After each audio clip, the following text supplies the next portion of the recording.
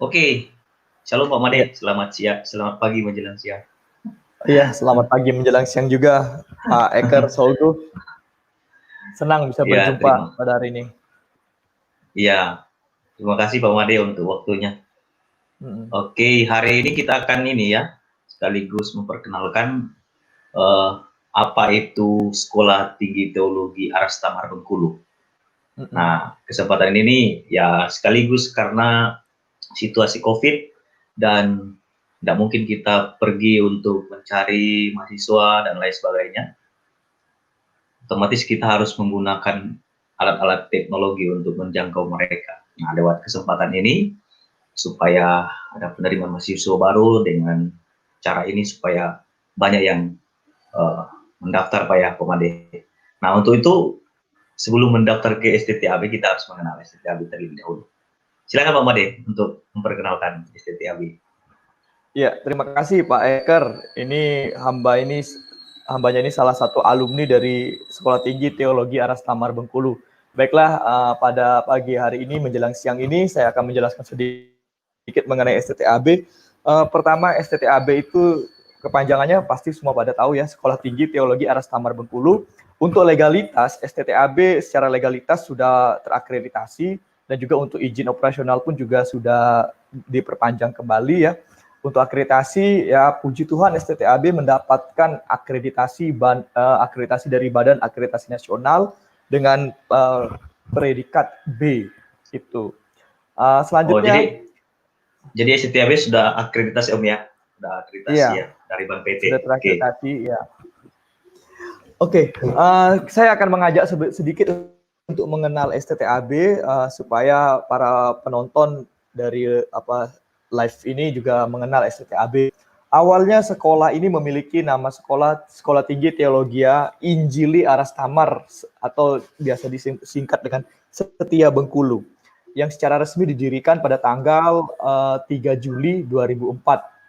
Awalnya Ya. sekolah ini dikelola oleh 3 lembaga, yaitu Sekolah Tinggi Teologi Injili Arastamar Setia Jakarta, lalu Sinode GKSIA Bengkulu, lalu juga Sinode GKII Gereja Kristen Injili di Indonesia yang kantor sinodenya ada di Curup. Nah, tapi seiring dengan perkembangan, maka sejak tanggal 25 Oktober 2010 nama Setia berubah menjadi Sekolah Tinggi Teologi Arastamar Bengkulu. Kemudian pada tanggal 12 September 2017, institusi Sekolah Tinggi Teologi Arastamar Bengkulu mendapatkan akreditasi dengan peringkat B dari Badan Akreditasi Nasional Perguruan Tinggi. Nah, itu sekilas tentang STTAB. Selanjutnya, visi dan misi. Ya. Memang kalau menjelaskan lembaga, kita tidak terlepas dari yang namanya visi dan misi. Visi dan misi STTAB yang pertama visinya itu ialah menjadi lembaga yang unggul untuk menghasilkan pemimpin-pemimpin Kristiani yang religius, teologis, profesional, serta memiliki karakter seorang hamba bagi gereja dan masyarakat sampai tahun 2025. Nah, jadi memang unik. Dalam sebuah visi memang di situ harus dibuat batasan cakupan. Kira-kira visi ini mau dicapai sampai pada tahun berapa. Nah, jadi di sini dalam visi ini kita membuat batasan sampai 2025, nanti pada tahun 2025 dan selanjutnya kita akan perbaharui lagi. Misi. Jadi untuk mencapai visi, menciptakan, menghasilkan pemimpin-pemimpin Kristen yang religius teologis, profesional, dan memiliki karakter hamba. Lalu misinya bagaimana? Misi ini berbicara tentang langkah-langkah praktis yang akan diambil oleh STTAB. Yang pertama, pastinya kita akan melaksanakan kegiatan akademis yang berkualitas dan penanaman nilai-nilai atau value yang alkitabiah.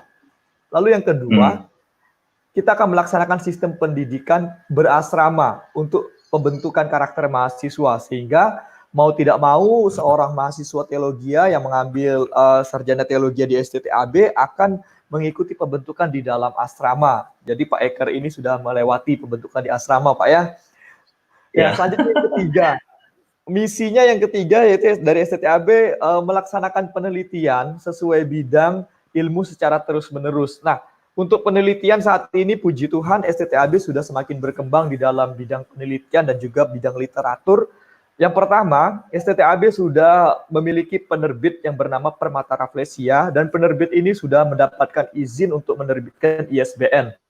Jadi kerinduan saya mungkin dari Pak Eker, salah alumni yang saat ini mungkin sudah sedang lanjut studi juga mengambil Master Ministry di Sekolah Tinggi Teologi Amanat Agung, dan juga mungkin teman-teman alumni STTAB yang lain ataupun para dosen yang lain, jika ada tulisan-tulisan ataupun buku yang siap untuk diterbitkan, maka kami dari STTAB penerbit Permata Rafflesia siap untuk edit dan juga memberikan ISBN kepada buku yang akan diedit. Nah, jadi ini sudah ada kemajuan kita sekaligus tantangan Om ya untuk kami penulis ya. Oh iya, ini tawaran dan tantangan juga untuk teman-teman sahabat STAB, para alumni, dan juga para mahasiswa, dan juga para dosen. Lalu yang keempat, ini secara khusus memang menerbitkan literatur sesuai dengan bidang ilmu. Ya, tadi saya sudah singgung sedikit mengenai literatur di STTAB, literatur yang sudah memiliki ISBN, buku, kurang lebih sudah ada 11 buku, ya 11 buku yang sudah memiliki ISBN.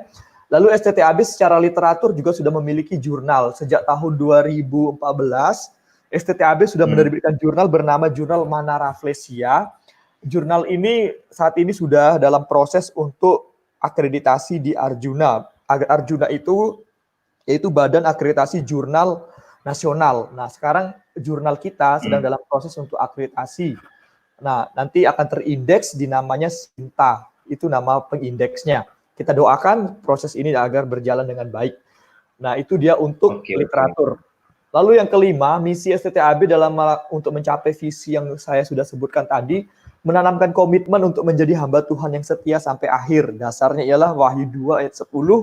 Nah, siapa yang setia sampai akhir, maka dia akan mendapatkan mahkota kehidupan. Jadi ini menjadi satu moto bagaimana lembaga STTAB dalam pembentukan menekankan kesetiaan para mahasiswa yang dibentuk dan juga para alumni dan juga semua yang melayani agar memiliki nilai kesetiaan. Karena memang orang setia itu susah untuk dicari, tetapi kalau orang pinter banyak yang pinter dan setia. Nah, siapakah yang akan mendapatkannya? Inilah yang menjadi beban kita dalam pembentukan. Yang terakhir untuk misinya yang keenam itu ialah melaksanakan pelayanan yang terprogram dan berdampak langsung kepada masyarakat serta mengadakan kerjasama dengan gereja-gereja lainnya. Jadi ini STTAB selain mengembangkan literatur, kita juga mengembangkan pelayanan di gereja-gereja lokal di Bengkulu. Biasanya kita akan menempatkan mahasiswa weekend karena jangkauannya dekat, jadi mahasiswa weekend yang dilibatkan dalam pelayanan. Tetapi tidak menutup kemungkinan kalaupun ada permintaan gereja yang meminta tenaga praktek ataupun juga mungkin tenaga ikatan dinas di sekitar Bengkulu.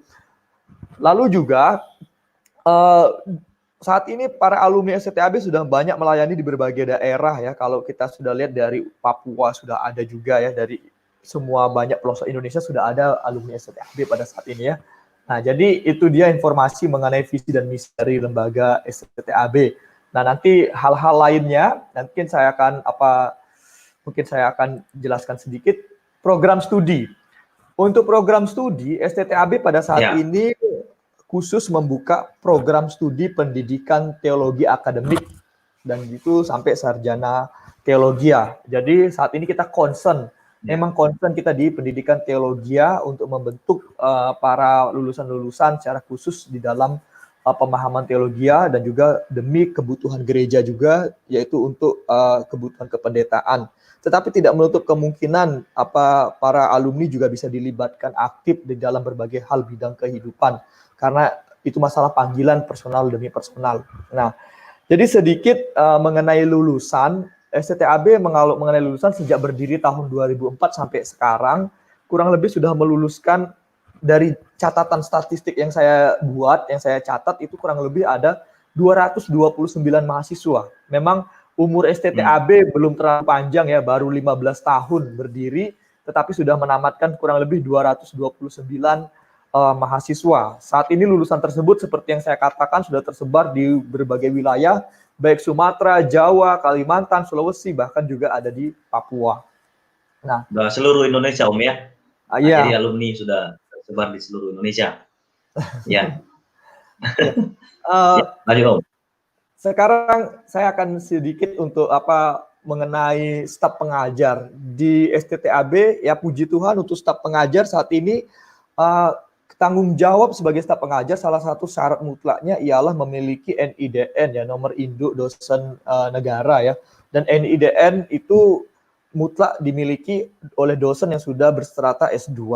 Nah, saat ini di STTAB kurang lebih sudah ada 8 dosen yang sudah memiliki NIDN, 2 lagi akan menyusul. 2 lagi sedang dalam proses dan akan menyusul, sehingga dengan banyaknya dosen yang memiliki NIDN maka akan semakin menolong memampukan STTAB untuk semakin spesifik di dalam membentuk, karena dosen tersebut nanti akan dispesifikasi sesuai dengan bidang-bidang yang mereka kuasai. Tetapi tidak menutup kemungkinan STTAB juga memberikan peluang untuk dosen di sekitar para gembala-gembala yang terpanggil untuk mengajar di sekitar Kota Bengkulu untuk ambil bagian dalam mengajar di STTAB, dan itu akan diatur tata tertibnya sesuai dengan ketentuan yang ada di peraturan STTAB.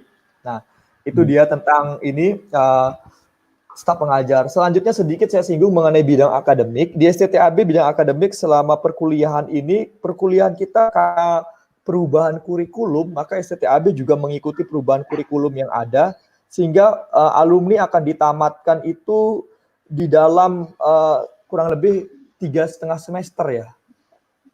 3,5 semester, tapi sampai 3 tahun setengah. Iya, 3 tahun setengah. Ya 7 ya. Ya sampai 7 semester. Sampai 7 semester, lalu semester ke-8 itu skripsi dengan total SKS yang diambil itu ialah 152. Dulu zaman Pak Eker itu 160 kredit yang harus diambil untuk lulus sebagai STH. Iya. Sekarang hanya 152. 162. Iya. Nah, selanjutnya ya. Oh, dulu 162 ya. Wah, itu banyak sekali, dan itu pasti tidak bakal kerja keras. 5 tahun dong. 5 tahun. 5 tahun lebih lah. Sekarang karena tuntutan kurikulum kita sudah mengalami perubahan-perubahan, dan sekarang kita hanya 8 semester, dan itu pun SKS juga 152 SKS yang dipadatkan. Nah, oleh karena itu saya pun juga mengajak anak-anak muda yang terpanggil menjadi hamba Tuhan, mari saya mengundang untuk bergabung di STTAB. STTAB kembali membuka pendaftaran untuk mahasiswa baru untuk tahun ajaran 2020-2021. Nah, syarat-syaratnya apa saja?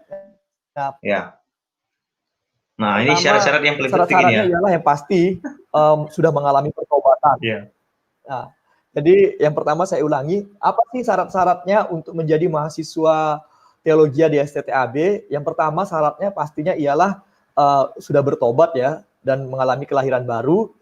Tetapi kalaupun teman-teman juga masih ada yang mungkin memiliki problem di dalam pribadinya, STTAB juga menyediakan layanan pastoral counseling untuk pemulihan dan juga untuk yang menolong personal demi personal supaya akhirnya bisa lebih mantap mengikuti pembentukan. Lalu yang kedua, berijazah SMA. Jadi para mahasiswa wajib menamatkan studi SMA-nya.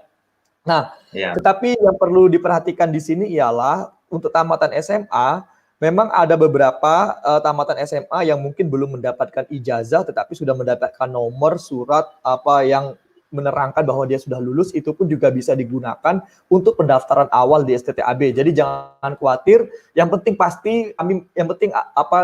teman-teman sudah anak-anak muda sudah tamat dari SMA dan membawa surat keterangan kalau memang sudah lulus. Ya, sehingga kami pun juga tidak ragu untuk menerima. Nanti untuk ijazah dan sebagainya itu akan menyusul, itu tidak apa-apa karena kita mengerti kondisi penerimaan ijazah tidak bisa langsung, itu pun ada proses. Lalu yang ketiga, membawa rekomendasi. Bila perlu para mahasiswa di tempat ini pun juga mendapatkan rekomendasi. Rekomendasi itu yaitu dari gereja setempat, gembala, ataupun juga hamba Tuhan yang melayani, ataupun juga dari keluarga. Yang penting ada rekomendasi bahwa yang datang ke sini memang ada rekomendasi. Jadi atau rekomendasi juga memang kalau memang contoh begini kasus khusus, tapi kita tidak terlalu memutlakkan, tapi ini relatif kasusnya begini. kalau memang teman-teman contoh ya seorang anak yatim piatu tidak ada orang tua dan juga tinggal di asrama dan juga pun ingin meneruskan pendidikan ke sekolah teologia di STTAB, maka kita pun juga tetap wise dan menerima. Itu artinya rekomendasi nanti akan diberikan oleh staf dosen. Seandainya yang contoh yang yatim piatu datang ke STTAB lalu dilayani oleh staf dosen, maka staf dosen tersebut yang akan menentukan untuk merekomendasikan. Jadi ini tidak dimutlakkan mesti harus ada rekomendasi dari sebuah gereja orang tua. Tapi kalau memang ada di gereja, masih ada orang tua, itu bisa diminta. Tapi tidak dimutlakkan dengan kasus-kasus yang sudah saya bilang. Lalu mengisi formulir yang disiapkan STTAB. Untuk formulir kami sudah mencoba membuat terobosan ya. Terobosannya begini, karena ini dampak COVID-19, biasanya kalau yang mau mendaftar itu formulir kita akan kirimkan, atau yang biasanya mau mendaftar datang ke STTAB mengambil formulir dan langsung diinterview. Tapi karena konteks saat ini sedang ada pandemi COVID-19, maka STTAB membuat formulir dalam bentuk online. Jadi formulir ini bisa didapatkan di website STTAB. Selanjutnya formulir ini juga bisa diisi dengan singkat ya, jadi tidak susah. Tapi satu syaratnya, para pengisi harus punya akun email dalam bentuk Gmail, itu wajib. Nah, tapi kalaupun tidak bisa, silakan menghubungi STTAB, brosur nomor staf yang bersangkutan di STTAB, saya pun juga bisa dihubungi. Kalau seandainya ya pendaftar tidak bisa membuat email atau apa, saya siap untuk membantu membuatkan email, lalu nanti email itulah yang akan digunakan untuk saudara mendaftarkan diri. Kalau seandainya kesulitan membuat email, kami siap membantu. Itu dia. Ya. Lalu yang lain-lainnya itu membawa surat keterangan ya, surat keterangan kelakuan baik. Ini memang tidak mutlak ya, karena ini hanya untuk antisipasi saja. Jangan sampai nanti yang kita terima ini rupanya masih kasus DPO, jadi masuk ke sekolah teologi rupanya pelarian menyembunyikan diri di asrama. Enggak, tapi ini hanya untuk berjaga-jaga saja, karena kan kita tidak tahu ya, tapi kala konteks masa kini untuk keamanan saja, tapi itu tidak dimutlakkan. Lalu membawa surat keterangan sehat.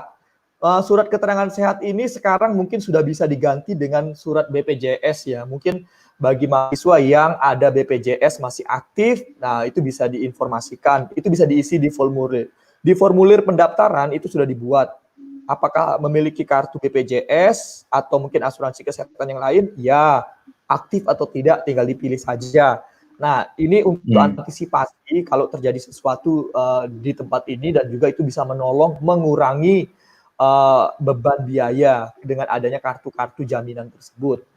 Selanjutnya, membawa pas fotokopi surat baptis ya, surat baptis dan CD. Ini untuk menerangkan bahwa teman-teman atau anak-anak muda yang masuk ke sini jelas bahwa memang adalah warga gereja, itu satu.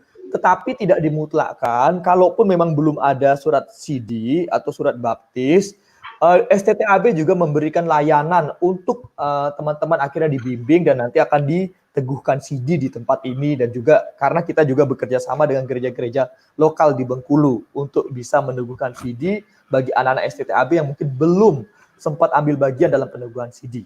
Nah, itu dia. Nanti, gereja maksudnya gereja anggota PGI ya Om ya? Iya, gereja anggota PGI ya bisa ya. Nah, selanjutnya lagi untuk pas foto ya memang kalau saya pas foto ini juga relatif karena kita saat ini kan sudah mengembangkan dengan soft copy semua. Jadi pas foto ini 3x4 ini perlu juga disiapkan dalam bentuk hard, tapi tidak seberapa banyak, hanya 4 lembar saja. Nah, dan juga soft copy-nya juga perlu dibawa karena nanti ada hal-hal penting yang akan dikerjakan untuk memperlengkapi dokumen para pendaftar. Nah, lalu memiliki fotokopi KTP. Nah, untuk kartu tanda penduduk memang ini sesuatu yang penting ya teman-teman, karena begini, pengalaman-pengalaman beberapa teman-teman yang ingin diutus ke tempat pelayanan yang mungkin dengan menggunakan penerbangan pesawat itu dibutuhkan identitas dan KTP. Kalau tidak punya KTP atau identitas, kesulitannya ialah nanti untuk pemesanan tiket. Nah, jadi oleh karena itu ini juga jangan ditakutkan dan juga jangan terlalu kaku. Ketika teman-teman hadir ke STTAB dan mungkin belum memiliki KTP, kami juga memberikan kesempatan untuk para mahasiswa untuk kembali ke kampung halaman pada hari momen-momen libur di STTAB sambil libur sambil mengurus identitas dirinya. Jadi tidak terlalu kaku. Yang penting jangan sampai tamat dari STTAB KTP belum ada. Itu nanti susah. Nah, jadi selama menjadi mahasiswa diizinkan untuk memproses KTP. Jadi begitu. Syarat-syarat yang lainnya sepertinya sudah saya sebutkan semua. Yang terakhir, jangan lupa KK, kartu penduduk, kartu keluarga, fotokopi kartu keluarga. Karena yang paling penting untuk mengisi data di STTAB sudah menerapkan yang namanya pengisian pangkalan data perguruan tinggi atau yang disingkat dengan PDDikti. Jadi semua data mahasiswa akan dimasuk diinput ke pangkalan data ini. Nah, salah satu nomor penting yang diperlukan untuk pengisian pangkalan data itu ialah nomor induk kependudukan NIK. Nah, nomor NIK ini bisa didapatkan di kartu keluarga. Jadi walaupun teman-teman belum memiliki KTP, tapi yang namanya nomor induk kependudukan NIK itu sudah ada di kartu keluarganya masing-masing. Jadi itu perlu dibawa fotokopinya. Jangan bawa yang asli, kasihan orang tua nanti mau mengurus sesuatu jadi susah. Nah, jadi kira-kira itu pengumuman seputar pendaftaran. Oh ya, saya tambahkan sedikit.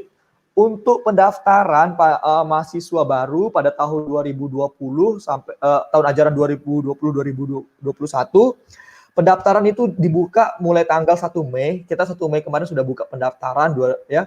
Dan juga sampai tanggal 17 Juli 2020.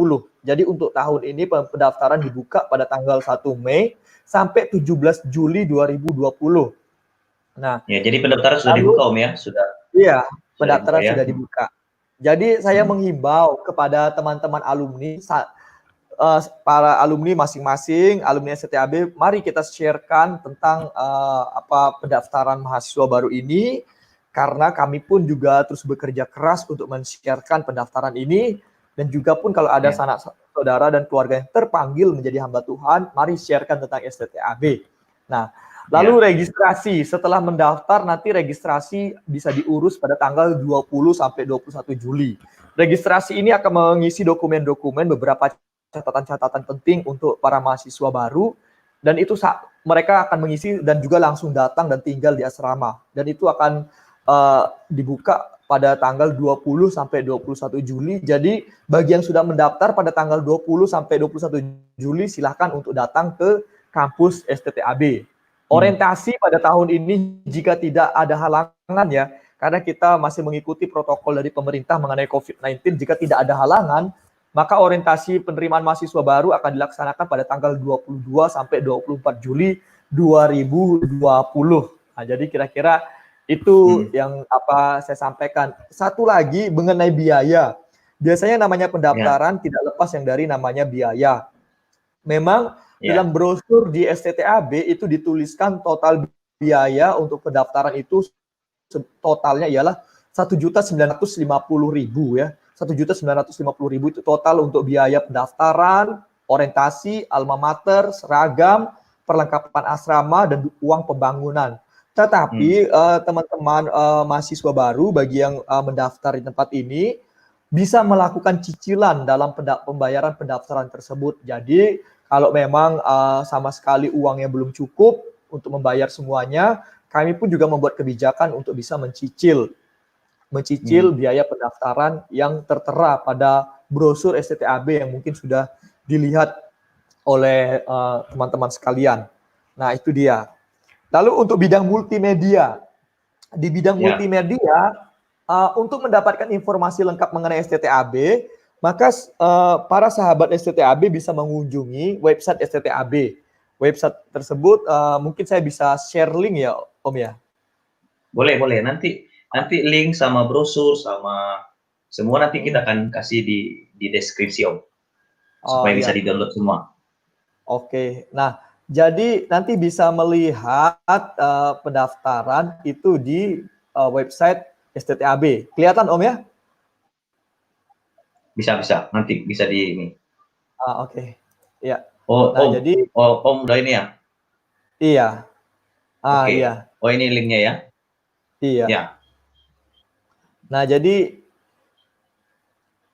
ini adalah email website dari STTAB. Di website ini teman-teman bisa mendapatkan informasi lengkap mengenai STTAB.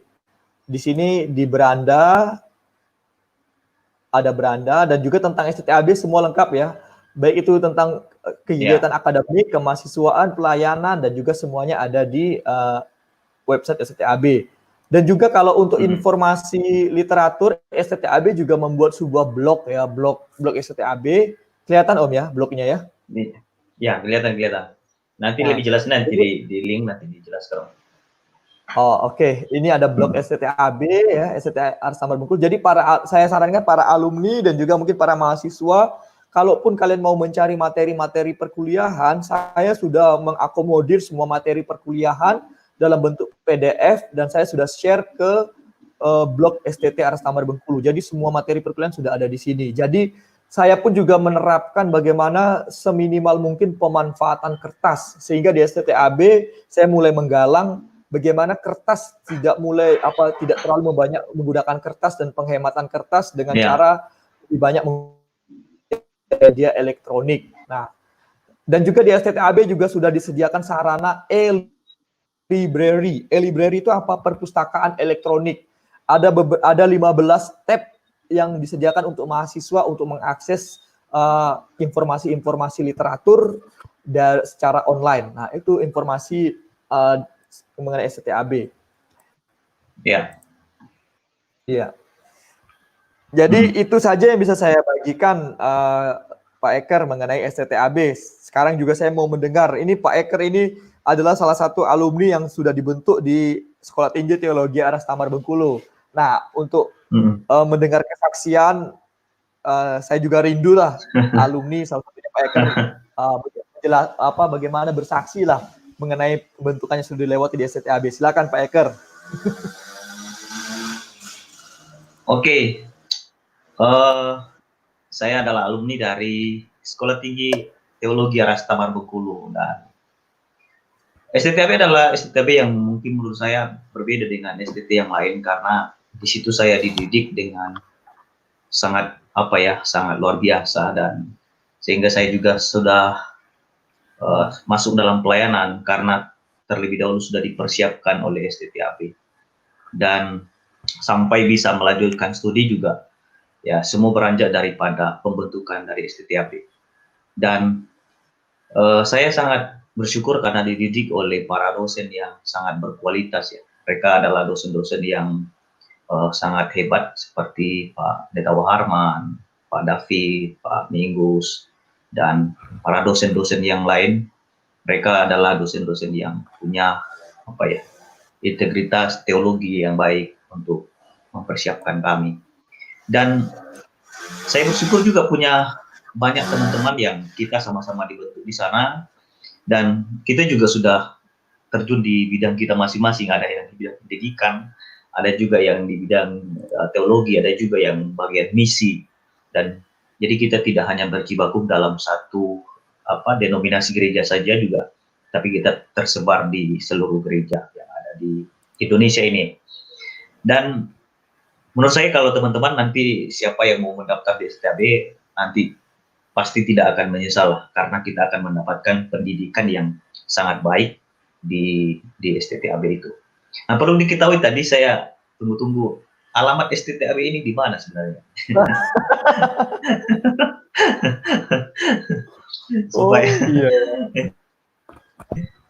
Iya, tadi kan walaupun tadi namanya Sekolah Tinggi Teologi Ars Samar Bengkulu ya, Bengkulu luas ya. Saya lupa, saya kira karena saya sebutkan Bengkulu, saya sebutkan Bengkulu pikir sudah iya. Alamat STTAB itu di Jalan Sadang 2, nomor 58, RT 7, RW 2, Kelurahan Lingkar Barat, Kecamatan Gading Cepaka, Kota Bengkulu. Kode posnya 38225. Nah, jadi kalau mau datang ke STTAB tinggal bilang aja Lingkar Barat, Kota Bengkulu. Kalau sudah nyebut Lingkar Barat, orang sudah tahu STTAB di mana arahnya. Oke, jadi STTAB itu ada di kota besar ya, ada di pusat kotanya ya. Iya, kita ada di pusat kota. Ya, oke. Ya saya pikir itu saja sih yang saya sampaikan Om, dan setiap teman-teman yang akan mendaftar di sana pasti akan mendapatkan pendidikan yang sangat baik, tidak akan menyesal. Dan tentunya nanti kalau sudah selesai dari sana, pastinya nanti akan menjadi hamba Tuhan yang ya betul-betul yang diharapkan, yang punya kualitas yang baik dan pelayanan pun punya kemampuan skill yang banyak ya, sehingga bisa dapat dipakai dan banyak orang diberkati oleh Tuhan. Ya, kita tetap dukung STTAB supaya menjadi STTAB yang maju gitu, dalam pendidikan dan juga dalam persaingan juga dengan antara STTAB, STT yang lain di Indonesia ini. Ya, Om.